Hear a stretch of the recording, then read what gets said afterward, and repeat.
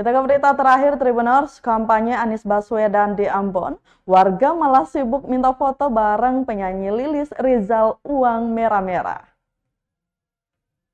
Sejumlah warga sibuk meminta foto bareng penyanyi Ambon Lilis di Gedung Islamic Center Senin 15 Januari 2024.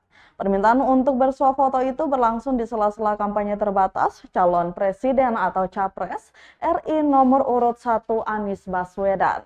Pantauan Tribunamon.com di lokasi saat kampanye berlangsung, simpatisan Anies malah gagal fokus dengan keberadaan pelantun lagu Rizal.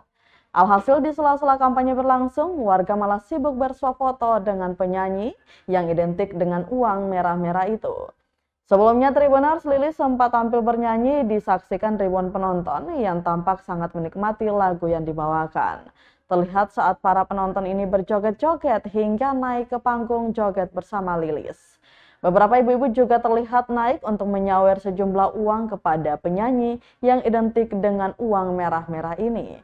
Saat diwawancarai Tribuners, Lilis mengaku hanya membawakan satu lagu di acara ini. Lilis juga mengaku berhasil membawa pulang uang merah-merah saat manggung tadi. Download Tribun X sekarang, menghadirkan lokal menjadi Indonesia.